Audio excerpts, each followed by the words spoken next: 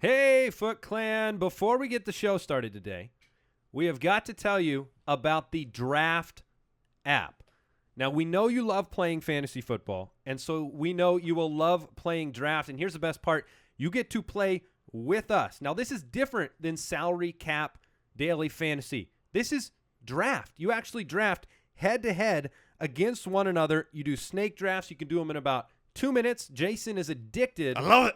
He's addicted to this app. I love this app. Get this app, people. Yeah, absolutely. So go, and here's the cool part about it. You go onto the App Store, you search for Draft, you download Draft, you put in the code BALLERS, it's completely free, and you automatically get entered into a league with us and with the listeners of this show. And we're giving out prizes in week 4. So get in now. You'll get all the points. It's free to join. Get in and play with us. I'm telling you guys, I've been waiting for this forever for the season to start. Draft app is amazing. Yeah, and make sure you remember the promo code BALLERS so you get automatically put into a league with us and with the listeners of this show. So go grab the Draft app today. You can also go to playdraft.com/ballers if you want to. Check it out.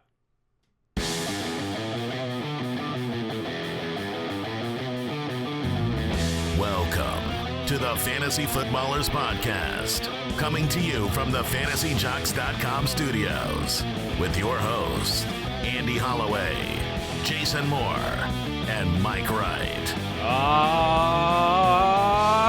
I can hear you guys today. Oh, because your ears are open. Yeah, I'm feeling I'm feeling a little bit better. That's good. We're happy to hear it. I'm here mentally. I mean, like, kind of. Welcome to the show, the Fantasy Footballers Podcast. Andy Holloway, Jason Moore. Oh, I am so excited for football. Now that we had our League of Record draft last night, and even though I've got, several other drafts I've done, I've got teams established, ready to go for the year, this morning now, it feels real. I'm checking the waiver wire with a different level of intensity. I am so stoked for this season, and we are days away. Mike, the Fantasy Hitman, is here as well. I am. I'm fresh off of winning last night's draft.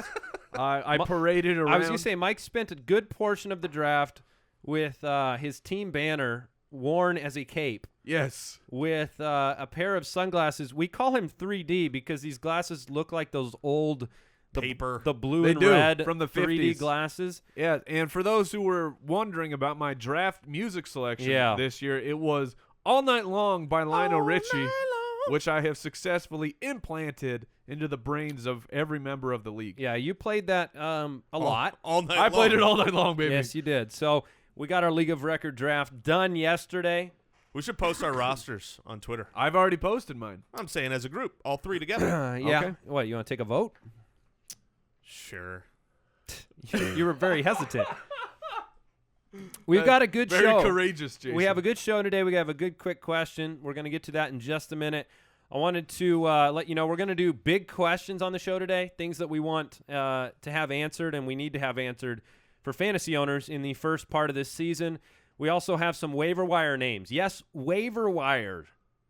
Waiver wire. Every once in a while, you slip up at the end of the draft. You made a little mistake. You're like, I don't really want this guy. He's burning a hole in my bench. Or, either you made a mistake or you grabbed a guy that you can now move to your IR and it opens a spot. Or you looked at week 1 matchups and go, oh, whoops. Yeah, we took a dive into the waiver bin and found some guys that are not owned that maybe should be owned in your league. And so we'll let you know who those guys are so you can pick them up, stash them on your bench, maybe help you out.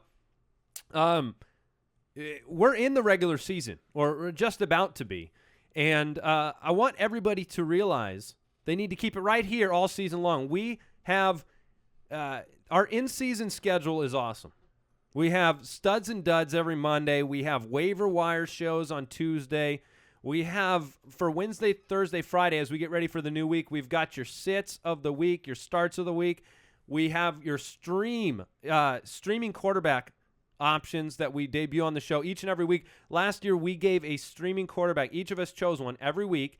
And those, off the waiver wire. Off the waiver wire. Guys that are available in, what was it, 40%, 50% or more? 50 to 60, 50 to 40, right around there. I mean, right in the half. They were available in at least half of your leagues. Yeah, at least half of your leagues. We gave one all year long. If you had stuck with the show and listened, you would have ended up with the 6th best quarterback in the league off the waiver wire.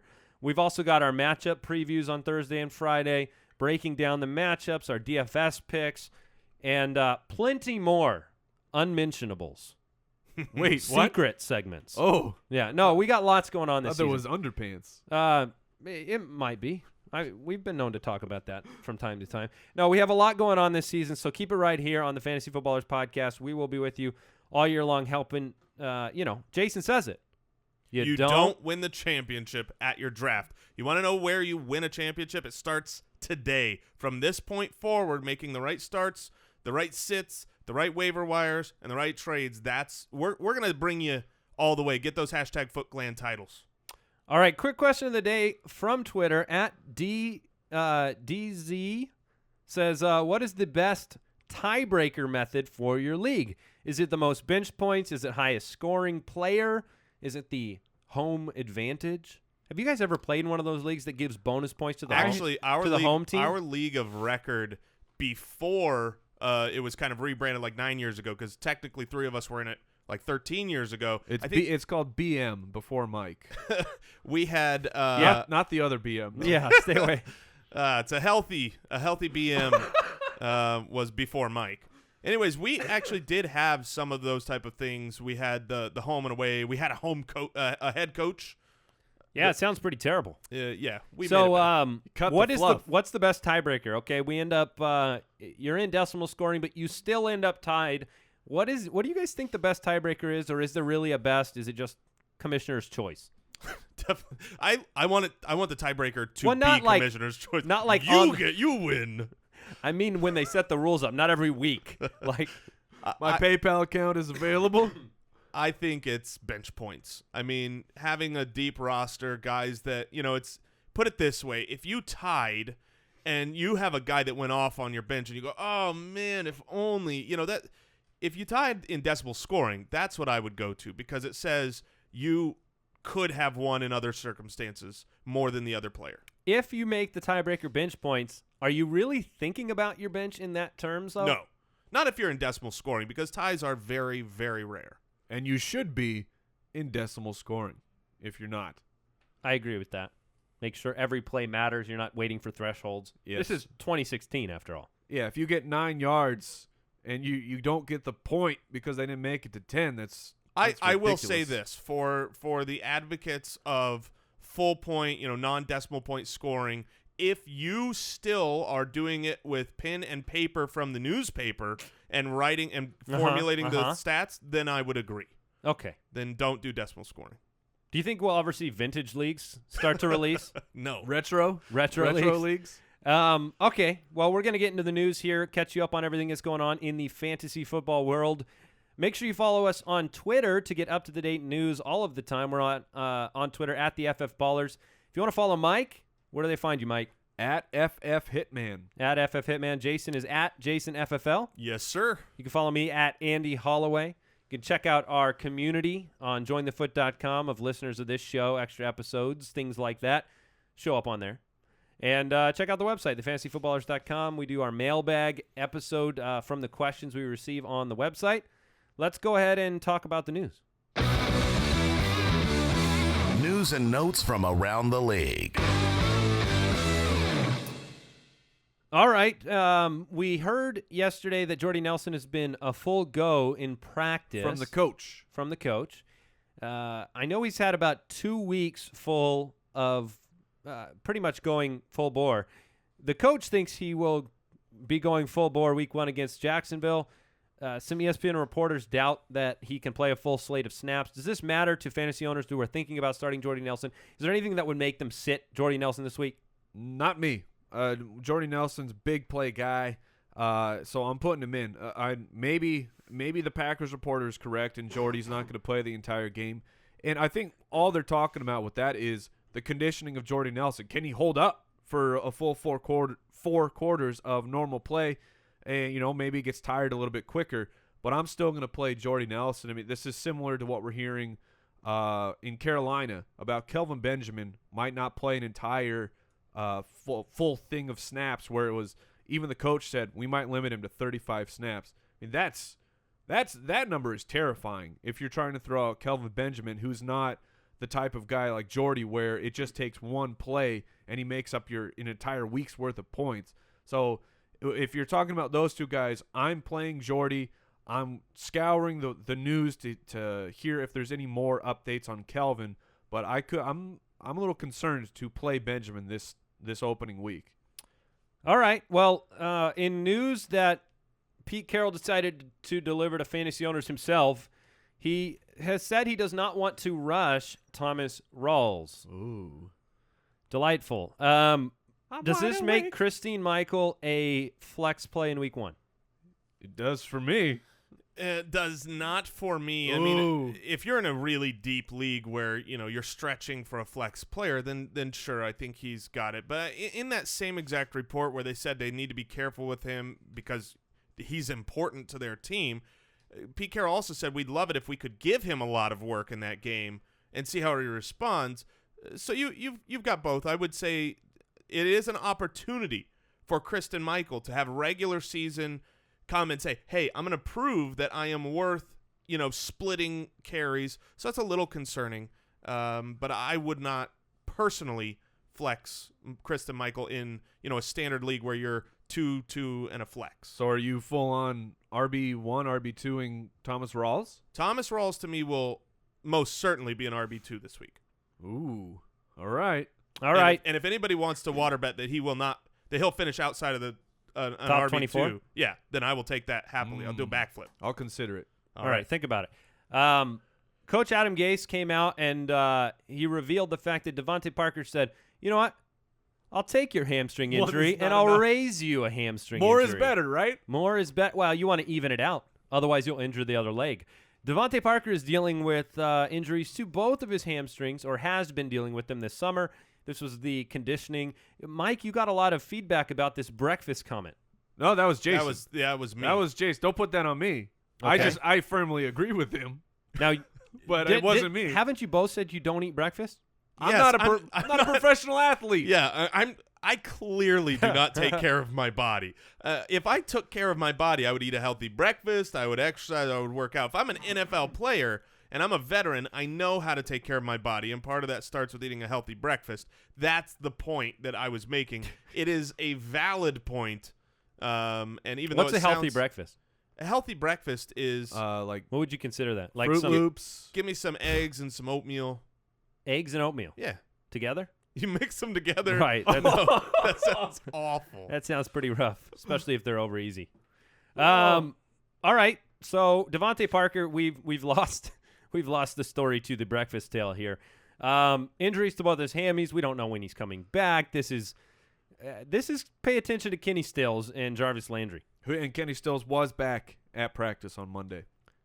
He should be drafted. If DeVante Parker had no hamstring injury whatsoever, I would expect these first few weeks of the season Kenny Stills to have a better week based on what we saw, based on the fact that he was already ahead of him on the depth chart in 2 wide receiver sets. Kenny Stills was the guy out there. You add this in, and Kenny Stills, who is pretty much undrafted right now.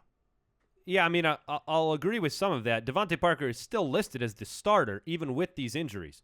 So he hasn't lost his spot on the depth chart. And so if you have drafted DeVante Parker, you may need to wait to enjoy your draft pick. That's my perspective on it. Matt Jones says he, quote, feels awesome. Thanks, because Matt. I'm not overcompensating at all. I feel awesome after returning to practice. He expects to play week 1. I expect him to play week 1. I'm not very concerned about Matt Jones. I think he is a RB2. Okay. So that doesn't mean Robert Kelley shouldn't be owned. Okay. But Good. Yeah, I mean, you need to.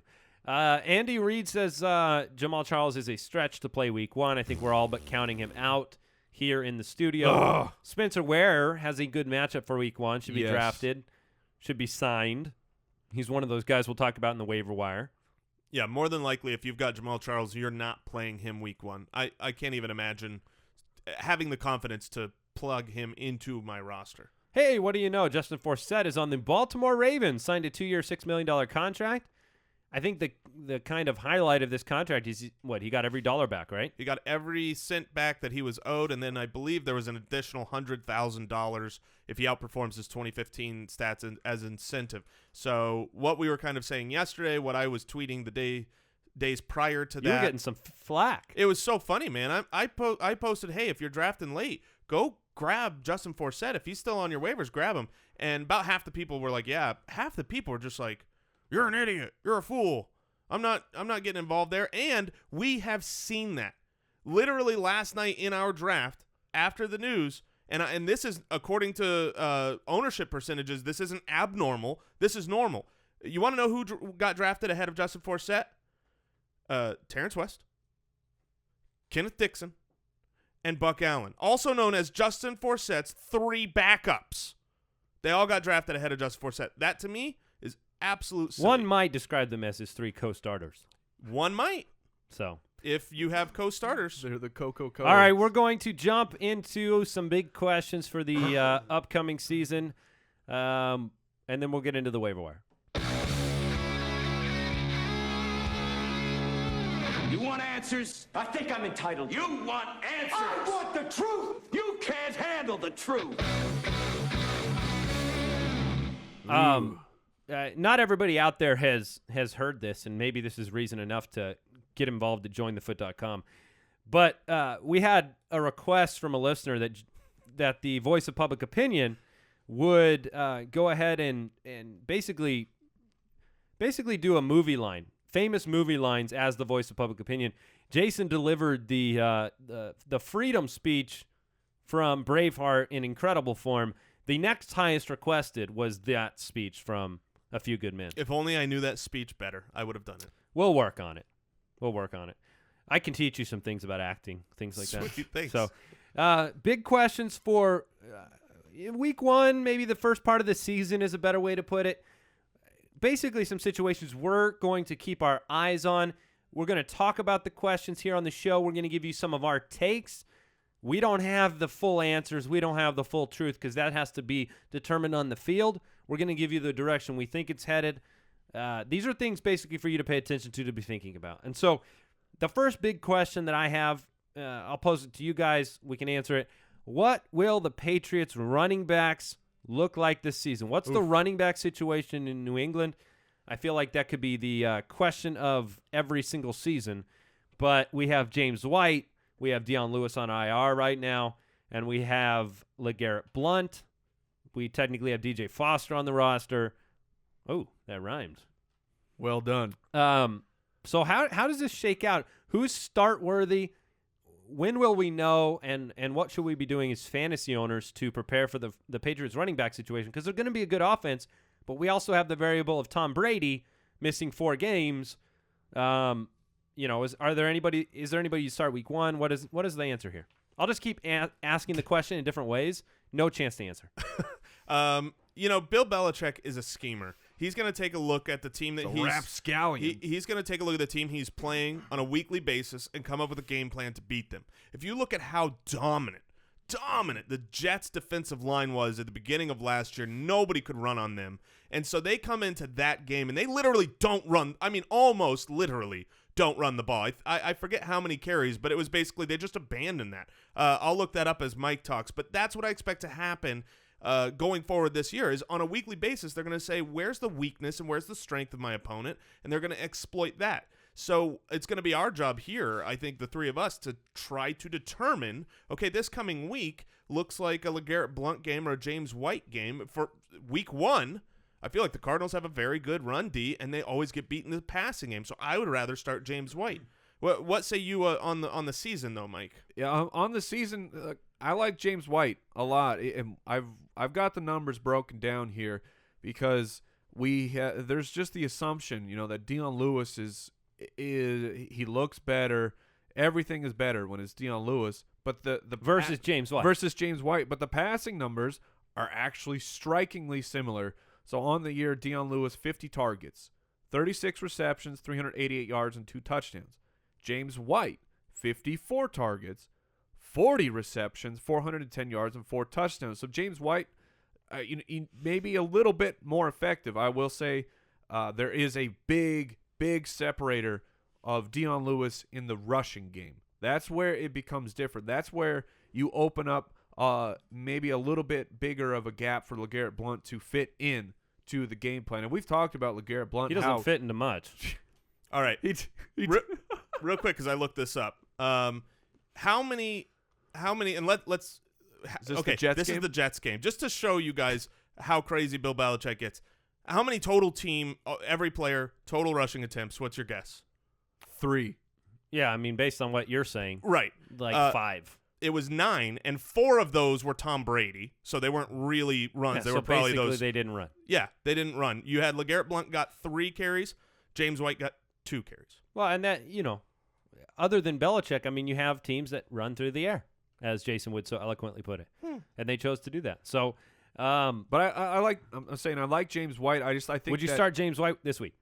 I would. But that's maybe that's just the Arizona fan in me, where I've seen the Arizona defense be torched by running backs that can catch the ball over and over. I don't know if they have improved their situation enough to be able to snuff that out completely. And I expect Garoppolo to be checking down to feed Gronk. So I see a situation where James White is flex worthy. And what do you do if you're the Cardinals with Jimmy Garoppolo? You would think you want to blitz him, right? This rookie, well, not rookie, but I think you just want to put pressure on him. Sure. But when pressure comes, that's where the screen game hurts. And I believe that the Cardinals led the league last year in percentage of blitz. Blitz, yes. All right, so let's pause for a second. We're going to jump into the rest of the questions here, but I want to thank our sponsor today, Draft, and the Draft app. If you go onto iOS, Android, you just type Draft in there. You can get it. You can go to playdraft.com/ballers to find this app. But let's talk about it for a second, because this is the absolute best way to upgrade your week and the fun you have. I mean, we had our draft in League of Record last night. I thought my draft was over. Yeah, I thought it was done. You came home and I did 2 drafts last night getting ready for this week. They take like 2 minutes, and we found Draft about midway through last year, and we were like, I can't wait to tell. I have been looking forward to this. This is genuinely, let me put it this way. This is a Whoa, that's a Foot Clan assemble? Foot Clan assemble. Because last year we did the playoff challenge, remember? Yep. And we were like the 3rd largest league. I think Rich Eisen was bigger than us, and ESPN's, I mean, of course, ESPN would be, or NFL. It was NFL.com was larger.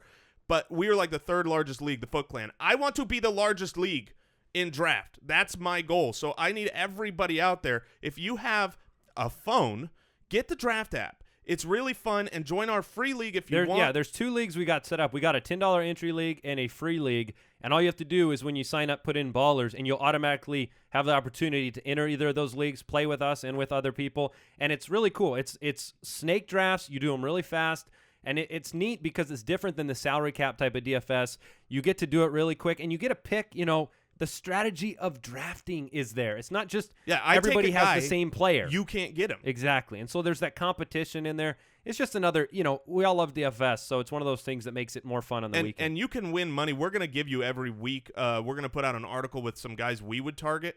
So you can go in there as well and have better strategy. It's half-point PPR. A lot of people don't know that going in. Go in and dominate, and, Yeah, we're going to shout out the winners of those leagues here. It's like we played MFL show. 10s. I made a good chunk of change off MFL 10s. I think I'm going to own on Draft. All right, so search Draft in the App Store. Make sure you enter the promo code BALLERS if you want to be in the leagues with us. You can also go to playdraft.com/ballers, and that'll help you get connected with the Draft app. We love that. Yeah, go win some money on Draft. Also, want to thank our sponsor, Indochino. Indochino, look, I got my email that my suit was my email. Yeah, my suit is on the way. This is a custom-tailored, super nice suit. I don't know if you guys have ever gone to look at tailored suits before, but they are usually thousands of dollars. I mean, super expensive. At least you're talking $600, $700, $800, $900, sometimes thousands.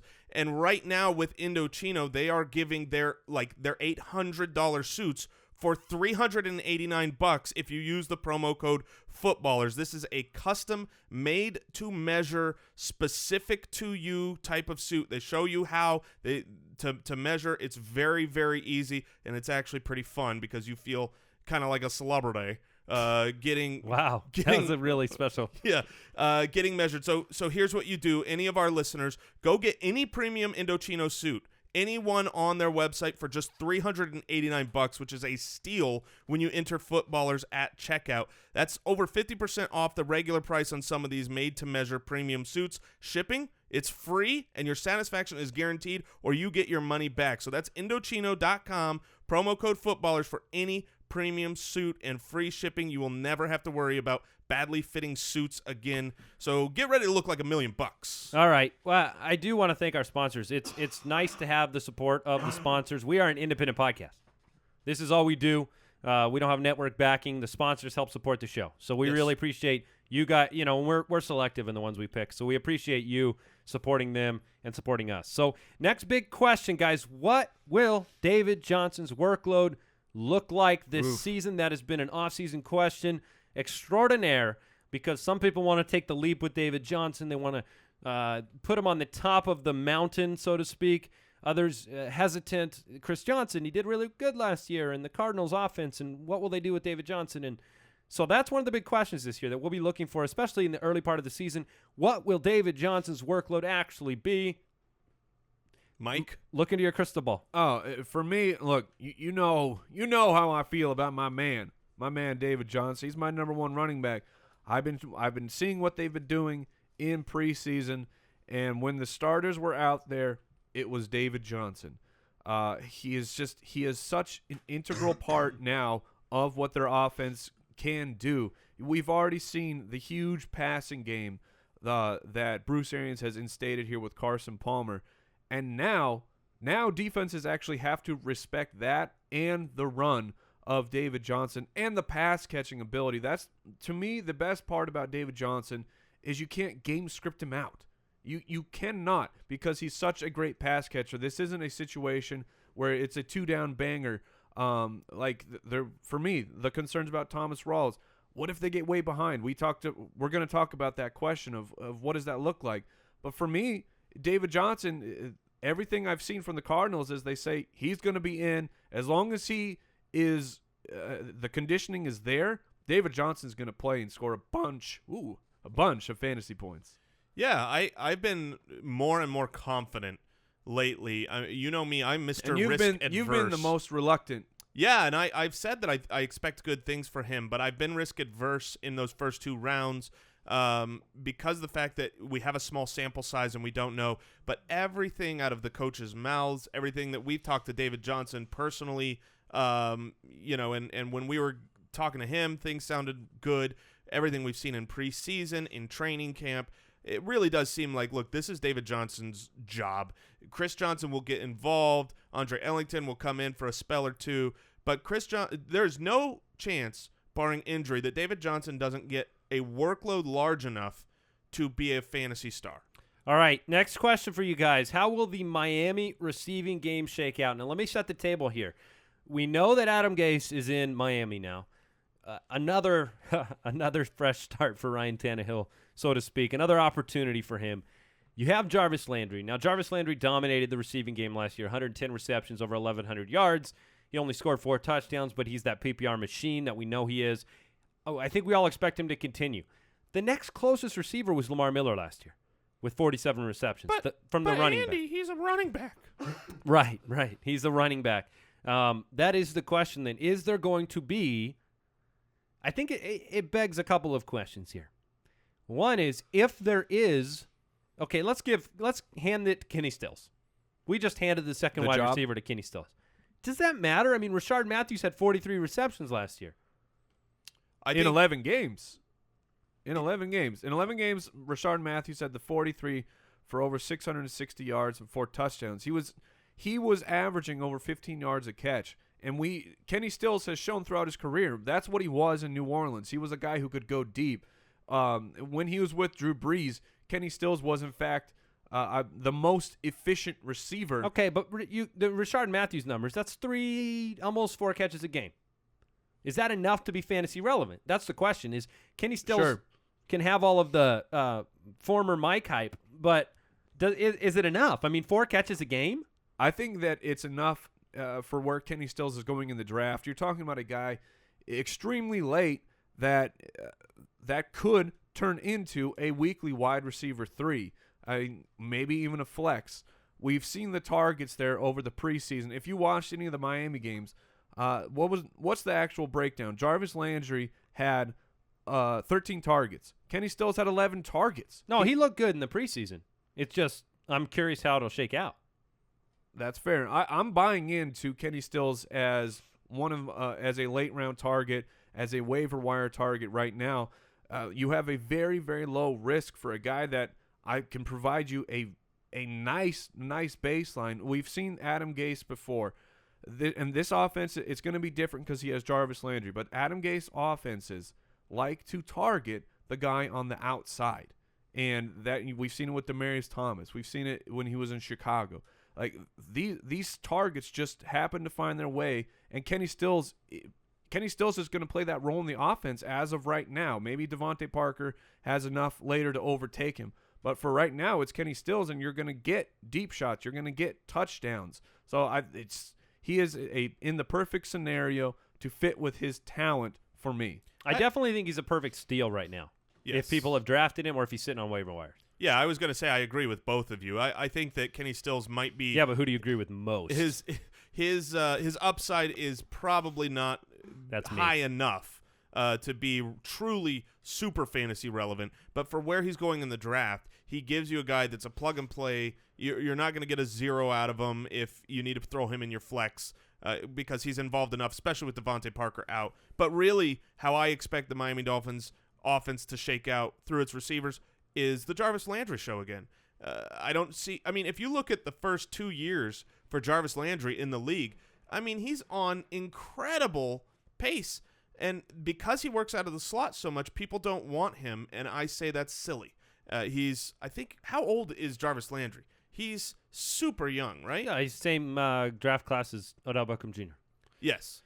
He's 23 years old. He's a 23-year-old young man, and he has 2 years in the league where he's already been a fantasy option that is, a high-end wide receiver too. So in my book, I think Jarvis Landry is safe and a good value right now. All right, let's talk about Baltimore. Will we have actual fantasy relevant players in Baltimore? That's one of the big questions for this season. You have Mike Wallace that has arrived. Dennis Pitta might be healthy. You have Steve Smith returning from a devastating tear to the Achilles. Breshad Perriman back on the field. Oh, yeah, Kamar Aiken still involved, went very high in our League of Record draft yesterday. I love Kamar Aiken, but that was way too high. So let's talk about last year. The rushing statistics last year, nobody had more than 151 attempts on the ground, which really he would have if Aaron Donald wasn't such a savage man and broke Justin Forsett's arm. Yes, that is true. 151 attempts last year by Forsett at 4.2 a carry. You had Javorius Allen got in there for 137. Terrance West had some carries last year. And then on the receiving side, Kamar Aiken led the way with 75 receptions. We know what happened to that wide receiver core last year. It was demolished. And, again, Buck Allen was third there. So he offers some receiving and passing game value. But let's answer the question that we'll be watching for here in your own mind. What fantasy-relevant players will exist in Baltimore? Fantasy-relevant players to me, I think you're going to have Justin Forsett and Kenneth Dixon as the two running backs who on the season will be fantasy-relevant. I think Justin Forsett, I've said it before, I think he is going to take the job that was already his, that he did well the last 2 seasons when he was healthy. As the long-term play, though, Kenneth Dixon looked amazing in preseason, was talked up. He looked great in college as well. When he gets healthy and gets involved, I expect then there to be kind of a shift more towards the future. Those are the 2 running backs I want. At wide receiver, the only guy I want is Aiken, and then I would take a very, very late flyer on Steve Smith because, look, I don't think at 37 years old he's going to come back from a double-torn Achilles. Double ruptured Achilles. I don't expect it to happen, But the risk versus reward there is like, when you're taking a Steve Smith versus guys whose upside is nothing, I would rather do that because, 2 weeks into the season, he's either going to be on my IR, on the waiver, or startable. That's what I look for. All right. So that'll be one of the things we're watching closely. The fantasy relevance of a Baltimore team that should pass the ball a lot, should, I think, have a pretty good offense. We just don't know where the ball's going to distribute, and so we need to pay attention there. Will the Packers offense rebound with Jordy Nelson back in the fold, or will they look like last year? And just so you know and understand the difference between the 2014 and 2015 Packers, Eddie Lacy in 2014, 246 carries, 1,100 yards, and 9 touchdowns, had another 4 through the air. Monster season. Eddie Lacy last year, 187 for 758 and 3. Horribly disappointing. Even look at this number last year. Eddie Lacy last year, 1.6 yards per carry in the red zone in 2015. Dead last in the league in that statistic. So bad year last year. But if you can forget last year and look back 2 years, Jordy Nelson had almost 100 catches, 1,500-plus yards, and 13 touchdowns. I don't know if we expect that from him, but is he enough to get them back on track or no? Oof. And that's the question we're asking. That's the question we'll be watching for, because it makes such a difference to Aaron Rodgers, Eddie Lacy, Randall Cobb. I mean, this whole offense is either a fantasy force or it's a fantasy disappointment. Yeah, I think Jordy Nelson does.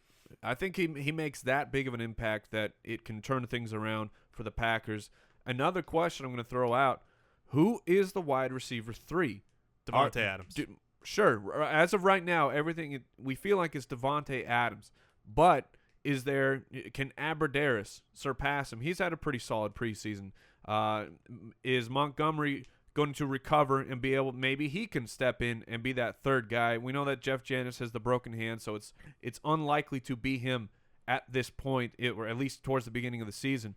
But that's one of the things that I am watching. Is Adams still playing that role of being the Limburger for the Green Bay Packers, because he will be the stinkiest of the cheese, which he has been in his career? So will Jared Abbrederis overtake him and be a free guy on the waiver wire? I wonder how many more eye rolls I could give DeVante Adams. Like, if I was Rodgers. And how many more can Mike McCarthy give him? That's what I mean. I would want to make a change because Rodgers does so much for that offense. He needs reliable wide receivers.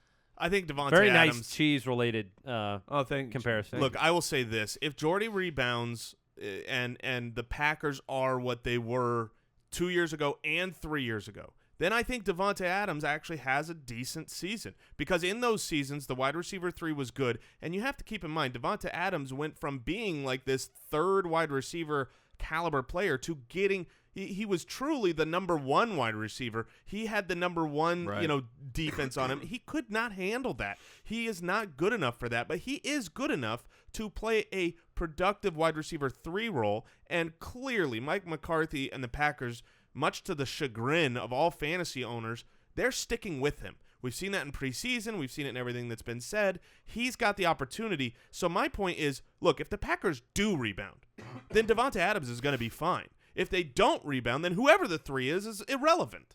Yeah, no, that's a fair point. We're going to shift gears now. We're going to jump into some waiver pickups. Put me in, coach. All right, so who should people be picking up off of the waiver wire right now post-draft? Maybe you haven't drafted. Maybe you're still drafting today or tomorrow, but you want some names to pay attention to when the draft is over. Maybe guys that have some upside but are still sitting out there. We talked about Kenny Stills, who, by the way, is available in 80% of leagues right now. It's a good pickup. So if you want to take a flyer on a wide receiver 2, that could – look, there's 2 angles here, right? There's the angle of, okay, I want to pick up a guy that I think could be long-term viable in fantasy. There's also the angle of, I want to pick up some guys that are going to flash for the first 2 or 3 weeks so I can get some trade value for them. People love to mix it up early in the season. And if you can get a guy that comes out and drops a couple big games, you can get some trade value. You could package 2-for-1s.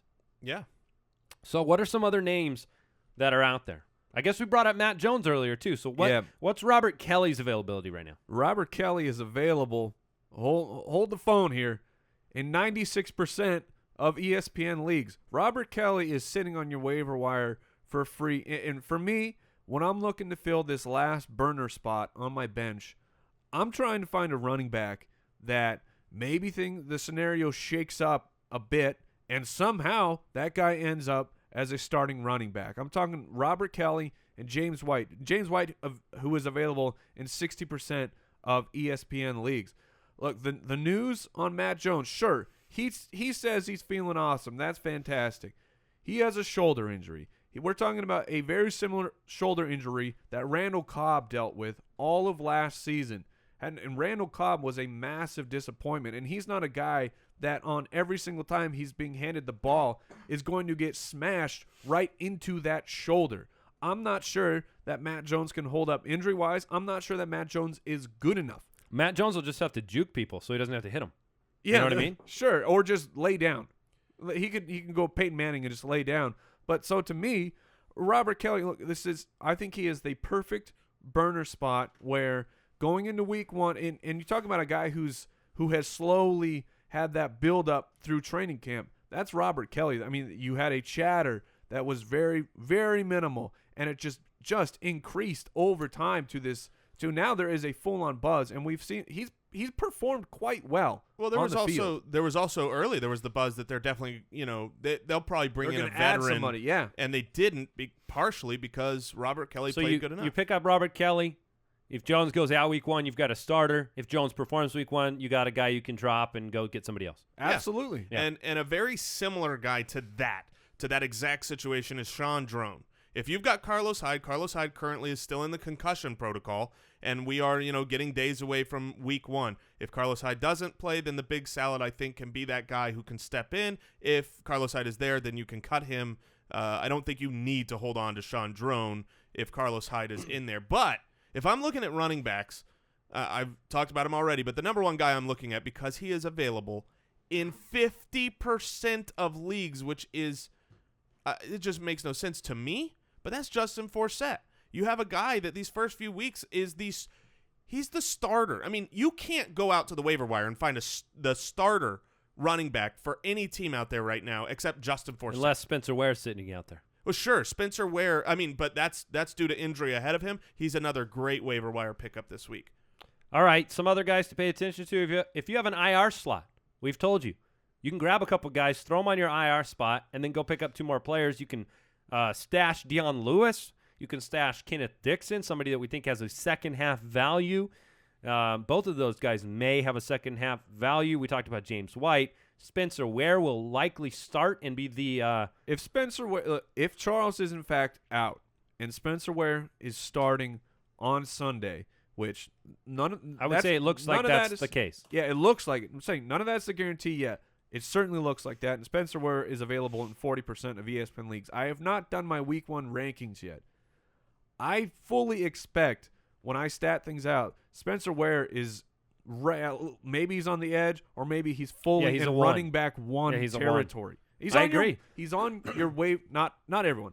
40% of waiver wires. A week one running back one potential. The other question I get a lot right now on Twitter is about quarterbacks.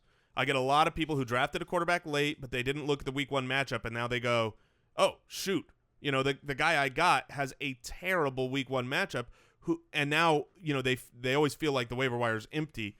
Who do I go get? So here are some guys I think with decent week one matchups that are available on about half of the leagues out there.